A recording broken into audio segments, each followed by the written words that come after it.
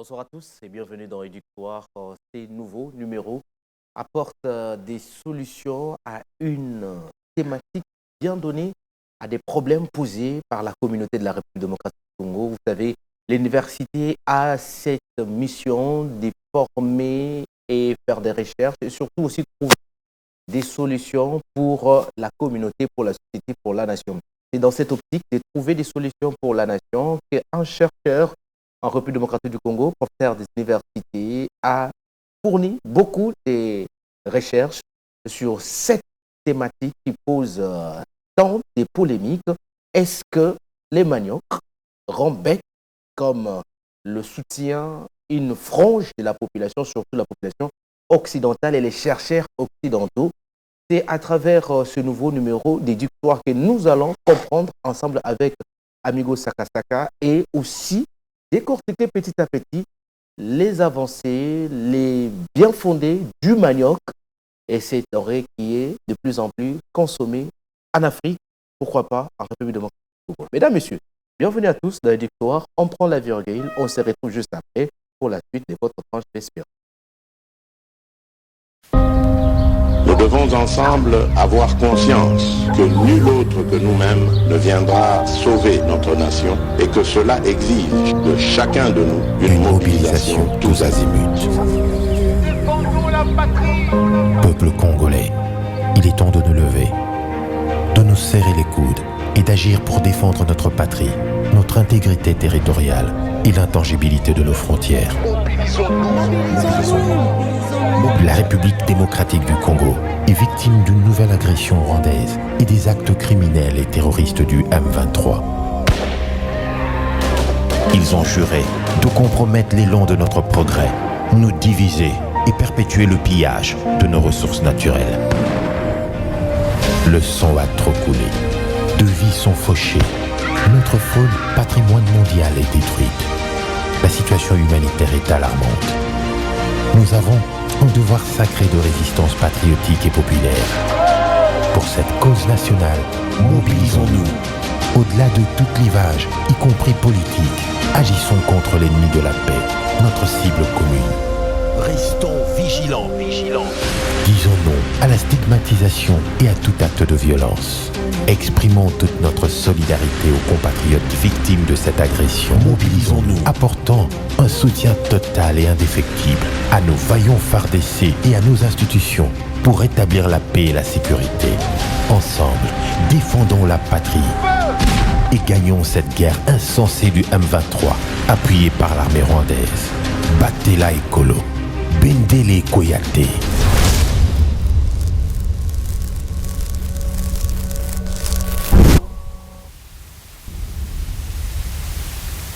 Nous émettons à Kinshasa, capitale de la République démocratique du Congo, et nous parlons de cette denrée alimentaire que nous, Africains, nous, Congolais, avons trouvé être consommée par nos ancêtres, nos parents, pourquoi pas aussi nous-mêmes et nos enfants aussi commencent à en consommer.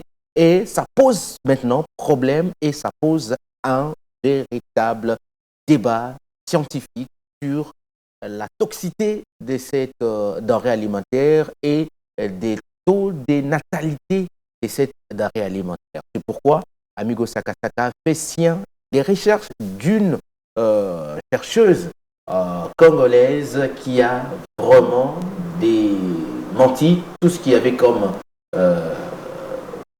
information ou carrément allégation dans ces sens-là. Amigo Sakasaka, bonsoir. Bonsoir, Dewa Mwamba. Vous consommez le manioc vous aussi? Oui, dès le bas âge. Jusqu'à aujourd'hui. Hier, j'en ai consommé. Donc aujourd'hui. Oui, aujourd'hui aussi. Donc les maniocs, c'est notre vie quotidienne, quoi. Alors, comment vous avez trouvé cette polémique qui pousse à décourager les gens à consommer les maniocs? J'ai vu certains politiciens dire les maniocs rendent de plus en plus moins intelligents. Non, là vraiment, il faut qu'on fasse très attention avec des affirmations pareilles parce que, d'abord, pourquoi maintenant? Pourquoi c'est maintenant qu'on vient nous dire, qu'on vient nous raconter que les maniocs rendaient bêtes? Je peux regretter autant de tonnes de maniocs que j'ai consommé. Voilà, on consomme les maniocs depuis, je ne sais pas moi, à l'âge de 2 ans, 3 ans. On consomme déjà les maniocs avec notre foufou, la boule nationale. Voilà. Alors pourquoi attendu toutes ces années, nos parents, nos grands-parents, nos arrière-grands-parents ont consommé les mêmes produits et on connaît quand même leur histoire, ils n'étaient pas aussi bêtes. Et nous non plus, moi non plus en tout cas. Pourquoi c'est aujourd'hui qu'on vient nous sortir cette histoire, les maniocs rendent bêtes? Pendant que les recherches sur ces produits démontrent aujourd'hui que nous pouvons remplacer les maniocs par les blés. Et ça, nous pouvons remplacer les blés par le manioc. Oui, nous pouvons remplacer les blés par les maniocs aujourd'hui. Oui.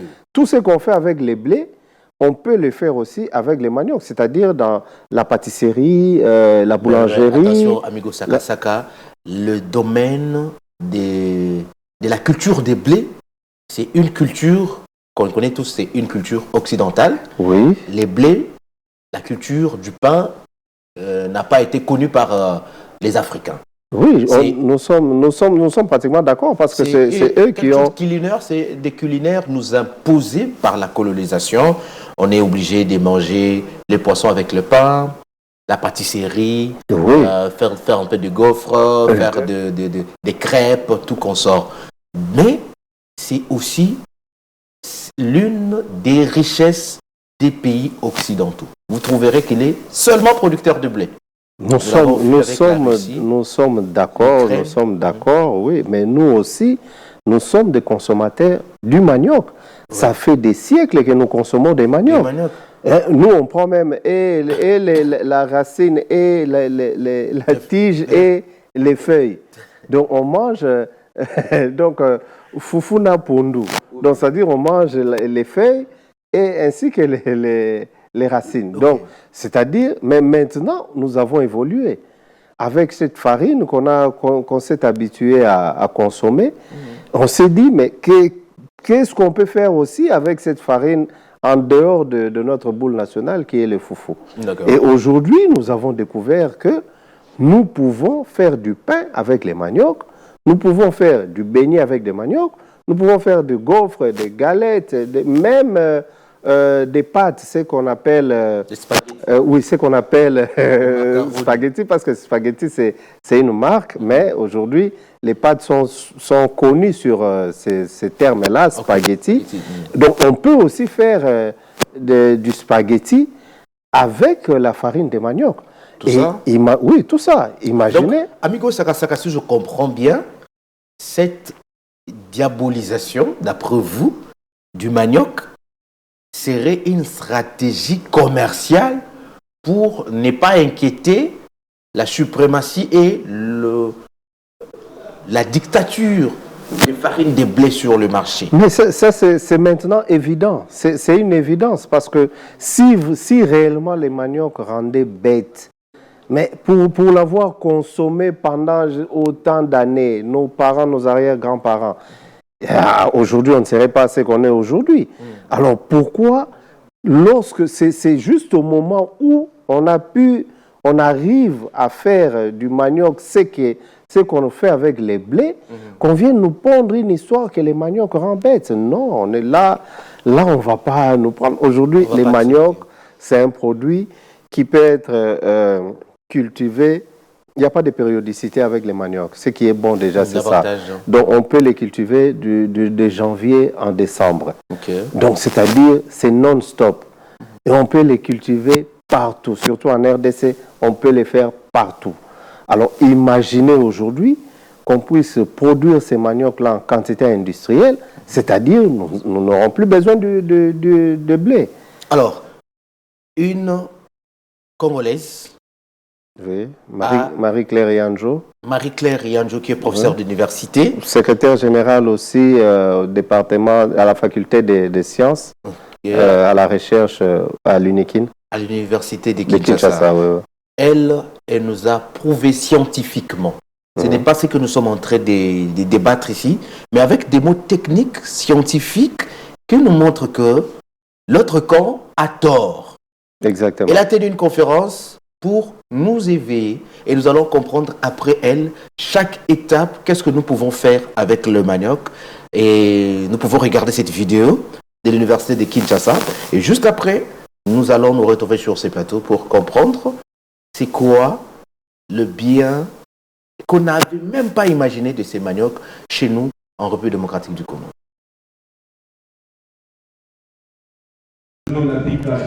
La secrétaire générale à la recherche de l'université de Kinshasa, la professeure Marie-Claire Yandjou, planche avec fermeté. Non, le manioc ne rend pas bête. Il suffit de bien le détoxifier. Le manioc est une source de nutriments pour la bonne santé de l'homme. Je ne dis pas que le manioc rend bête, mais le manioc peut rendre malade, même des déficiences au niveau neurologique, des maladies, mais seulement ceci ne peut être possible que lorsque le manioc est mal traité, c'est-à-dire mal détoxifié, ou le manioc n'a pas été détoxifié. Et pourtant, le manioc lui-même, il porte à son sein, il porte les cyanures, donc la source d'empoisonnement dont on parle. Mais le manioc contient également, comme mécanisme d'autodéfense de tous les êtres vivants, il contient des catalyseurs qui permettent de libérer l'ion cyanure et ainsi de l'injecter soit dans l'eau, si elle est trempée dans l'eau, soit dans la bouche de la personne qui consomme le manioc cru, de façon que le manioc ne peut pas rendre malade. Marie-Claire Yandjou l'a dit au cours de la conférence débat organisée par l'université de Kinshasa, qui avait pour thème le manioc, source de nutriments ou mythe de la bêtise. Était associé à ce débat le secrétaire général administratif de l'UNIKIN, le professeur Bruno Lapika Dimonfou, représentant du recteur, le professeur Okitundu, du centre neuropsychopathologique CNPP de Kinshasa et tant d'autres. La professeure Marie-Claire Yandjou tordait ainsi les coups à la fausse analyse selon laquelle le manioc rend bête. Elle a fait savoir que si le manioc est bien traité, c'est lui qui sera le moteur du développement de la République démocratique du Congo. Le manioc, c'est un aliment de l'avenir. C'est la matière première pour le développement industriel de la RDC. La professeure a clos son intervention en indiquant que le manioc est un produit à lui seul capable de créer beaucoup d'industries dont la boulangerie, la pâtisserie, la biscuiterie et autres. Le retour sur ces plateaux, Amigo Sakasaka, ce reportage signé par vous et Anthony Chamba que nous avons écouté sa voix résonner. La conclusion, le manioc est un aliment d'avenir. Et au sein du manioc se cache le développement industriel de la République démocratique du Congo, d'après la professeure Marie-Ange. Marie-Claire et Ange. Vous savez, la dame a consacré des années et des années dans la recherche sur les maniocs. Elle n'a pas commencé aujourd'hui. Donc, elle a travaillé longtemps sur ces produits pour arriver à ces résultats. Et vous voyez là, c'est une conférence. J'ai assisté à cette conférence. Il y avait beaucoup d'éminents professeurs là dans cette conférence. Il y a même eu des interventions de l'extérieur, des Camerounais qui ont intervenu pour dire que les maniocs, il est bon. Certes, il y a un produit toxique dans les maniocs, mais qui peut facilement être retiré. Retiré. Oui, mais elle a expliqué. Même quand c'est mangé à l'état brut. Oui, vous croquez. Rien qu'avec l'eau, on arrive à retirer l'acide qu'il y a dans les maniocs. Alors, maintenant, avec vous, nous allons, là, ce sont des beignets. Oui, ce sont des beignets. Vous allez nous dire que c'est la pâte. Ça, c'est ce qu'on appelle spaghetti. Cette pâte ici, vous allez nous dire que c'est le fruit de la farine des maniocs. Oui, c'est la farine des maniocs. Oui, ça, c'est la farine des maniocs. Et là même, c'est la farine des maniocs mélangée avec les haricots et les œufs. Ah, donc c'est très nutritif. Très nutritif. Imaginez que... À base de farine de blé. Oui. Alors ça, c'est quoi? Ça sont des produits qu'on utilise. Ce sont des gaufres. Oui, toujours à base de la farine de manioc, des cakes. On a des beignets, on a fait même une pizza. Vous voyez, ça c'est la pizza. Là, ce n'est pas un problème, amigo Sarasaka. Le 100% manioc. Parce que vous avez participé. Ça, c'est 100% manioc. Oui, 100% manioc, c'est une pizza. Oui. Alors, la question est là. Vous avez déjà goûté? Ça, ce sont des biscuits. Vous avez déjà goûté aux biscuits? J'ai goûté à tout ça. De farine de blé. Oui. Vous avez déjà goûté aux cakes à base de farine de blé. Vous avez déjà goûté aux gaufres à base de farine de blé, les spaghettis, les pains, tout.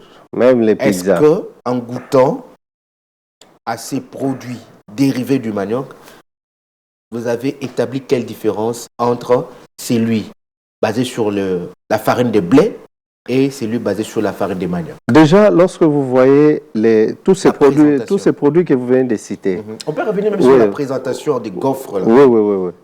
Tous ces produits que vous venez de citer, lorsqu'on vous présente ça comme ça, fait à base de manioc, comme là. Pratiquement, il n'y a aucune différence. Rien qu'en les voyant comme ça. Il n'y a aucune différence. Vous voyez, c'est les pains, c'est les gaufres, c'est les beignets normal. Maintenant, même quand vous goûtez, vous mangez, c'est normal, c'est classique. Bon, moi, c'est que la différence que j'ai constatée, c'est-à-dire, comment on peut le dire? Quand tu manges directement, tu sens vraiment le ventre est calé. Donc, et j'ai même posé la question, j'ai dit, mais professeur, ça, c'est quel biscuit? Oui, je n'ai pas mangé beaucoup, mais je sens déjà que ça va. Elle me dit, mais c'est comme si tu as mangé du foufou. C'est comme si tu as mangé du foufou, parce que c'est la farine de manioc. Donc, vous avez dégusté pour nous. Oui. Vous ne pouvez pas établir la différence entre les gaufres à base de farine de blé et des gaufres à base de farine de manioc dans la bouche. Non, en tout cas, il n'y a pas de différence. Pas d'odeur de manioc, de farine de manioc. Pas du tout. Vous ne sentez rien. Et un jour peut-être vous serez invité aussi à déguster, à voir. Il n'y a rien d'odeur ou quoi. Non, il n'y a aucune différence. Bon. Comment c'est arrivé? Chez nous, ça c'est notre réalité. Il y a des farines de manioc qu'on appelle foufou, il y a bandundu. Il y a des foufous qu'on appelle foufou, il y a Équateur. Il y a des foufous qu'on appelle foufou, il y a Bas-Congo.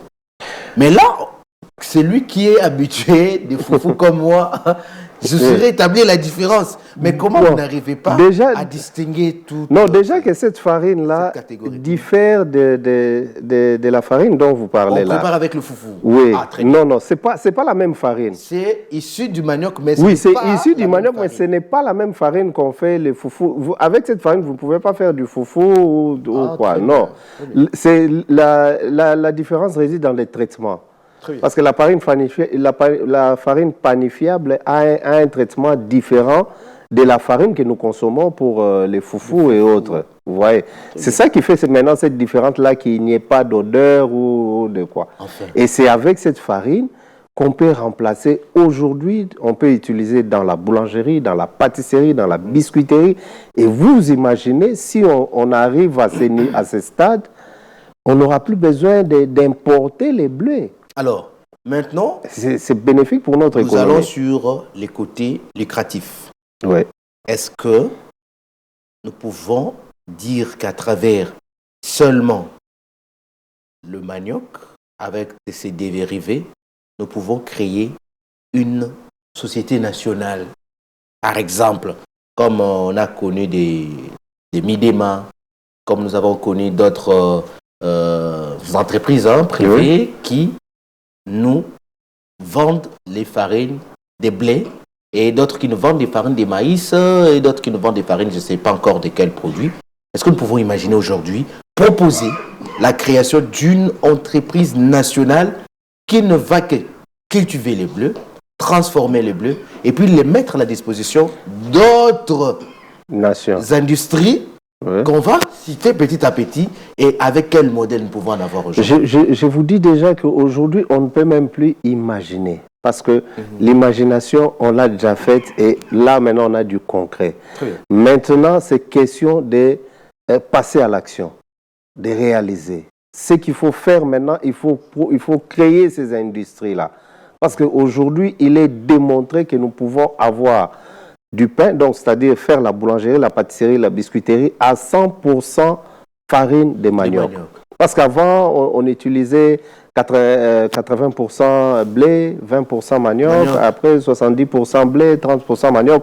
Mais maintenant, c'est à 100%. Donc, c'est-à-dire cette rivalité entre les deux produits. Oui, entre les deux produits. Et nous, il serait bénéfique pour nous d'arrêter d'importer la farine de blé. Maintenant, il faut nous mettre vraiment à produire cette farine panifiable à grande échelle. Pour d'abord l'autosuffisance pour nous-mêmes d'abord, et après on verra comment exporter. Avant qu'on arrive au niveau industriel, moi je suis d'abord au niveau même brut. C'est que la dame professeure vient de dire, Madame Marie-Claire, que le manioc, cette tubercule, c'est une matière première et pour le développement de la RDC. Nous nous imaginons un centre où on appelait un centre agroalimentaire comme les modèles de Bukangalonzo, par exemple, où nous pouvons avoir 7000 hectares où nous n'avons qu'un seul produit à cultiver. Nous allons nous fixer, nous aurons 50 000 hectares dans tel coin de la République. À la place de cultiver le café, optons pour la culture de manioc. Dans telle province, vous avez l'obligation d'avoir 15 000 hectares. Dans telle province, vous avez l'obligation d'avoir autant d'hectares. Et le tout géré par le ministère de l'Agriculture ou Sécurité alimentaire sous une direction nationale de manioc, je ne sais pas quoi. En tout cas, c'est faisable. C'est faisable, amigo Sakassa. C'est faisable, c'est faisable. Aujourd'hui, on a vu avec Bukangalonzo, on a quand même fait Bukangalonzo, bien que ça n'a pas bien marché, mais on a eu quand même Bukangalonzo. Alors, imaginez maintenant qu'on se dise avoir des Bukangalonzo un peu dans chaque province. Vous avez dit que ce n'est pas une culture capricieuse. Oui, ce n'est pas, c'est pas une culture capricieuse. Donc, c'est-à-dire, c'est pas périodique. C'est de janvier à décembre. Les maniocs, on l'a tout le mois. On n'attend pas que la saison sèche, la saison de pluie. Non. Les maniocs est produit durant l'année. Donc, c'est-à-dire, si on a des Bukangalonzo comme ça un peu partout, là, il n'y a pas trop des agriculteurs ou des personnes qui cultivent les maniocs aujourd'hui. Souvent, on les fait derrière nos maisons, des petits champs. Mais vraiment, en organisant cette culture, aujourd'hui, nous pouvons atteindre les sommets. Si vous voyez la prof Marie-Claire Yanjo, elle-même déjà, vous allez... Un jour, je suis allé à son champ vers les plateaux, vers le plateau des Batéké, oui. Elle a un grand champ là-bas où elle cultive les maniocs. Que des maniocs. Et elle arrive à faire ça. Mais à elle seule, ce n'est pas suffisant. Elle ne peut pas nourrir, je dis, toute la République. Ce n'est pas suffisant. Donc, d'où la nécessité vraiment que le gouvernement mette les moyens. C'est une personne, c'est parmi les chercheurs congolais qui ont quand même pu faire quelque chose et elle a besoin du soutien. On doit la soutenir, on doit mettre suffisamment de moyens pour permettre aux Congolais. Vous imaginez aujourd'hui avec les pâtes, ce qu'on appelle les spaghettis. On est un pays encore où on a des enfants malnutris, surtout à l'intérieur. Ça ne devait pas être le cas. Vous imaginez si on arrive à produire des pâtes comme ça en quantité industrielle, où on a les maniocs, les œufs et les haricots, et qu'on remettait à chaque enfant les matins pour prendre un peu son petit déjeuner ou à midi prendre son petit repas. Mais nous allons réduire la malnutrition dans notre pays. Alors, maintenant, nous avons quitté l'étape où nous devons penser. Là, on est sur des images de ces biscuits fabriqués à très délicieux, très délicieux. Qu'on ne pouvait même pas imaginer on pouvait arriver à avoir des biscuits. Et maintenant, c'est le côté prix. Voilà, c'est ce qui choque et inquiète les concurrenciers de cette tubercule de manioc. les maniocs coûtent moins cher. Ça coûte moins cher. Et pourquoi? Pourquoi ça coûte moins cher? Déjà que c'est produit localement. Ah, ok. C'est produit localement. Mais pas quantité industrielle. Oui, mais pas le grand lobbying des... Voilà, déjà les peu qu'on arrive à produire, ça nous coûte moins cher. C'est pas vraiment exagéré parce que c'est produit ici localement. Donc c'est très bénéfique pour nous au lieu de faire importer du blé qui paye les taxes, douanes, transport. Avec les maniocs aujourd'hui, ça va réduire... pas sensiblement, ça va vraiment réduire le coût de la vie aujourd'hui. Surtout chez les boulangers. Aujourd'hui, si nous avons des pains à 500 francs, des pains à 1000 francs, c'est à cause aussi de ça. C'est à cause de ces coûts-là Donc, si on optait pour une industrialisation des produits dérivés à la farine, là maintenant nous sommes à la farine des maniocs. Oui, la farine panifiable. Pour la farine des maniocs panifiable. Voilà. Et là, nous n'aurons pas des caprices genre que bon, on compte l'électricité, on compte l'eau qui doit détoxiquer, le manioc, tout consort, et puis on va nous les vendre au même prix que à moindre coût, oui. Ça sera pas au même prix que... Non. Et puis, vous voyez déjà, lorsqu'il y a eu cette crise en Ukraine, il y a eu aussi crise de blé, de la farine de blé. Oui. Alors, comprenez déjà qu'on est en danger alors que nous avons un produit local qui peut nous aider à combler ces vides-là. Aujourd'hui, on pouvait se passer de cette crise-là de l'Ukraine et nous consommons notre manioc national. Mais on est obligé de faire des contours, d'accepter d'avoir aujourd'hui les blés à un prix élevé. Parce que les gens doivent manger du pain, c'est quand même un produit qui est prisé ici dans le pays. Mais si nous avions notre farine de manioc panifiable, mais non, on aura des pains à 50 francs, à 100 francs à la limite. Oui, à 20 francs, à 10 francs. Quand il y en a assez... Oui, et des pâtes, on pouvait même en distribuer gratuitement. Oui. Un peu comme l'enseignant, la gratuité de l'enseignement, on peut aussi... Avec les projets de cantines scolaires, dire bon, subventionner. Oui, nous allons. C'est un produit, on peut dire. Oui. Bon, les Nord Kivu, les Sud Kivu, votre production va servir la nation pour des déjeuners. Les cantines scolaires, par exemple. On a un projet sur les cantines scolaires aujourd'hui. On peut distribuer ces genres de produits dans nos différentes écoles à travers la République, surtout les pâtes, les beignets, pourquoi pas les cakes, gaufres et tout.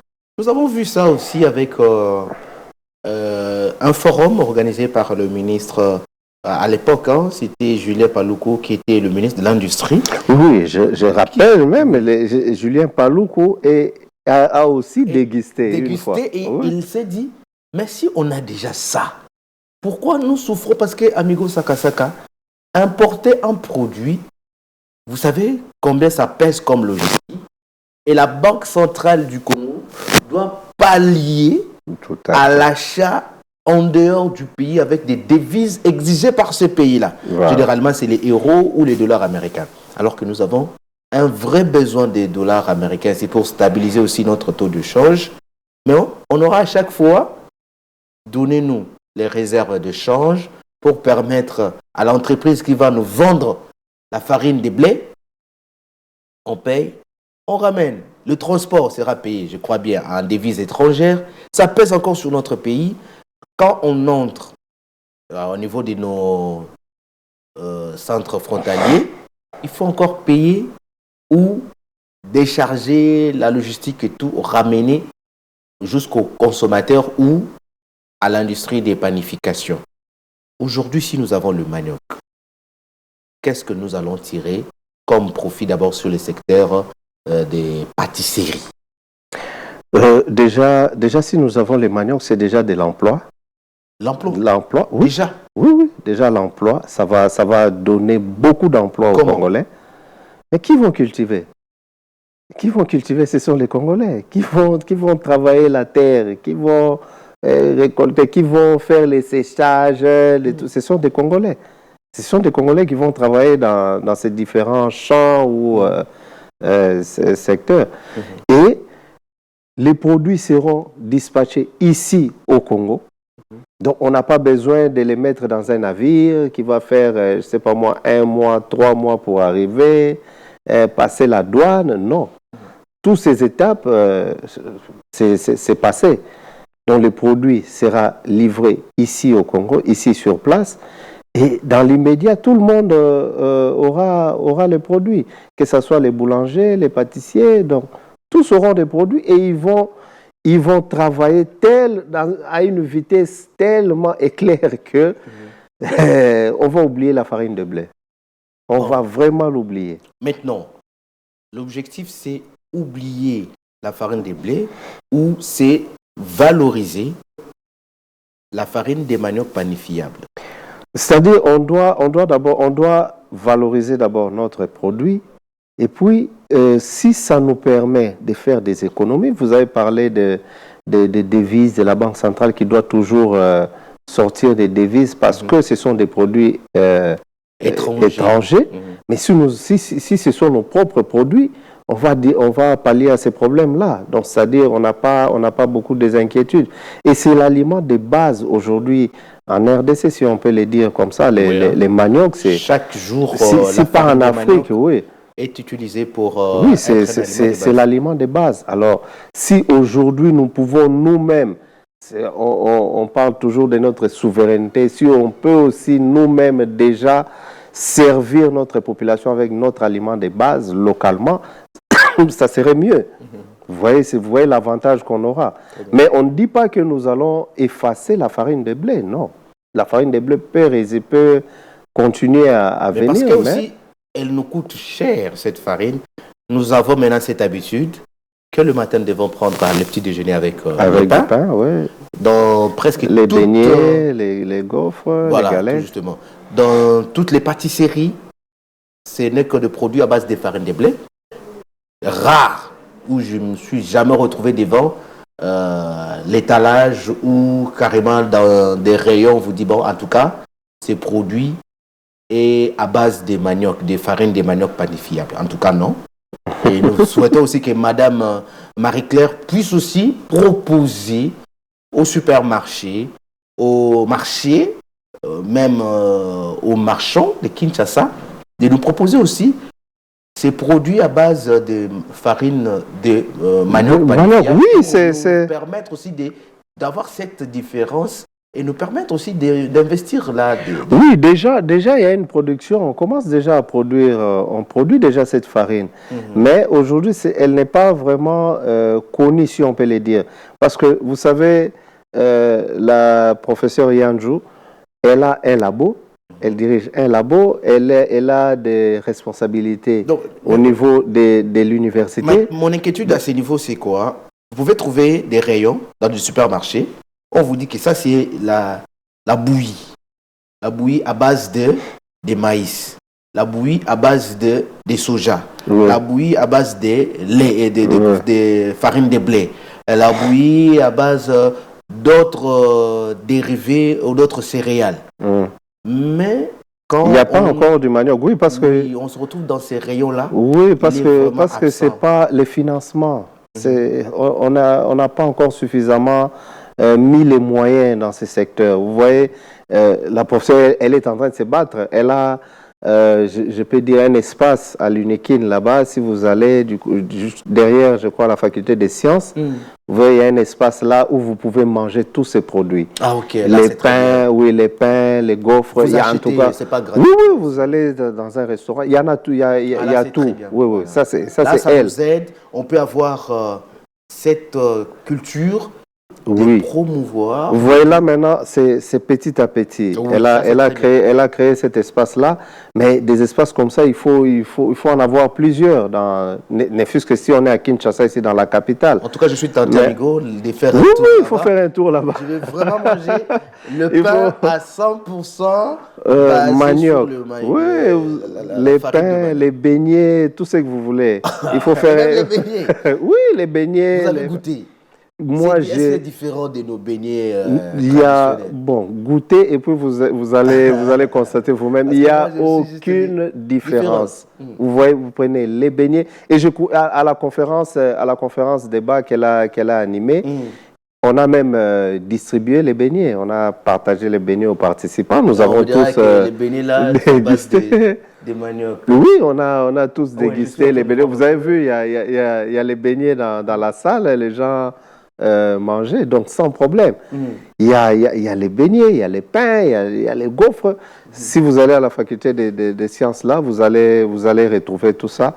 Donc ça, c'est elle-même, avec ses propres efforts, elle est en train de réaliser. Mais vous savez, elle fait de la recherche, elle est en train aussi de promouvoir les produits, de distribuer. C'est lourd pour une personne, c'est soufflant. Nous pouvons l'alléger, nous aussi, en communiquant sur les résultats d'une recherche scientifique. J'étais sur une publication un peu moqueuse de certains internautes qui diront, écoutez, à ce moment des embouteillages à Kinshasa, où sont les scientifiques congolais, où sont les chercheurs congolais? À ces moments des crises alimentaires, où sont les chercheurs congolais, où sont les scientifiques congolais? Ils sont là. Alors, voilà. Quand vous avez quelqu'un comme Marie-Claire qui vous dit, je suis scientifique congolais, j'ai produit avec données scientifiques probables que la farine de manioc panifiable est possible. Et elle vous montre le chemin jusqu'à atteindre cette farine. Pas toxique, elle ne tue pas, elle n'est pas désagréable, pas des effets secondaires sur tout ça. Oui, et très nutritif. Qui contribue à la santé. Il y a de ces chercheurs, je suis tombé sur des informations où l'équipe scientifique de l'université de Kinshasa, en tout cas, là c'est à féliciter, ils ont produit un vademecum qui montre comment nous pouvons contourner ces embouteillages si on appliquait cette méthode-là de ces scientifiques. Il y a encore d'autres scientifiques, ça c'est la criminologie qui, à leur niveau aussi, ont proposé, si c'est Alpha-Tech, si c'est quoi là, pour traquer les Kuluna. Mais il y a des scientifiques qui réfléchissent, qui publient, mais à la fois, la science, vous êtes scientifique, vous connaissez c'est quoi être scientifique sans moyens financiers, et ça coince, vous risquez de craquer. Oui, c'est sans moyens, c'est compliqué. Vous voyez la prof Marie-Claire Yanjo, comment elle est en train de se battre. Et je vous dis que c'est pas cette année. Elle a commencé il y a longtemps à travailler sur les maniocs. C'est les fruits d'une recherche de beaucoup d'années. Et aujourd'hui, au moins, nous avons les résultats. Et les résultats sont palpables. Maintenant, c'est à l'État congolais de voir. Parce qu'on dit, oui, on n'a pas de chercheurs, nos chercheurs ne font rien. Bon, au moins, il y a quelqu'un qui a fait quelque chose. Qu'est-ce que nous avons fait? Et qui peut aujourd'hui répondre à un besoin national sur le plan alimentaire. Parce que les maniocs, aujourd'hui, c'est notre aliment de base. Alors, qu'est-ce qu'il faut faire? Il faut l'appuyer. Moi, je vous dis, si on prend même son espace là où on vend les pains à base de farine panifiable, si on les multipliait, ne serait-ce que dans la ville de Kinshasa, dans chaque commune, ou dans chaque université, ça va démystifier la farine de blé. On va les placer un peu dans chaque université. Comme ça que les étudiants commencent un peu à goûter et à accepter, à critiquer ces produits. Très bien. On verra que ça va s'étendre dans toute la République, parce que les gens vont aimer. Les jours où vous serez à l'Unikin, passez là-bas, essayez un peu de déguster et vous m'en direz plus. En tout cas, ce sont des très bonnes nouvelles qu'on aime toujours entendre venant de nos propres citoyens, venant de la République démocratique du Congo. Proposition avant de boucler cette tranche du soir. Proposition, on peut dire, on implore toujours l'État congolais, les autorités, de promouvoir de telles initiatives, de soutenir de tels chercheurs, parce que ça c'est vraiment palpable, c'est pas de l'imaginaire. On a vu, on goûte, donc il faut mettre beaucoup de moyens, mettez les moyens à disposition de la personne du professeur Marie-Claire Yanjo pour qu'aujourd'hui, nous puissions un peu nous passer de cette farine de blé et nous puissions consommer local, notre farine de manioc à l'image de ce que nous offre la farine de blé. C'est ce qu'on peut demander aux autorités et à la professeure Marie-Claire Yanjo, nous demandons la persévérance de continuer sur cette lancée et que Dieu lui garde longtemps. Nous avons encore besoin de lui. Ah oui, en tout cas, félicitations et bon courage Marie-Claire Yanjo, qui est une étoile et nous devons encore profiter de sa brillance ici en République démocratique du Congo. Il n'y a pas des intelligences, il n'y a pas vraiment un problème d'intelligence ici chez nous. C'est juste besoin de capitaliser nos intelligences et nos étoiles vont briller en tout cas, Nigo Sakasaka. Tout à fait. Merci, très chers téléspectateurs. Éduc Soir, c'est terminé. On prend rendez-vous très prochainement avec d'autres nouveaux sujets et des thématiques très attrayantes. Question de vous informer, former et vous divertir. À très bientôt.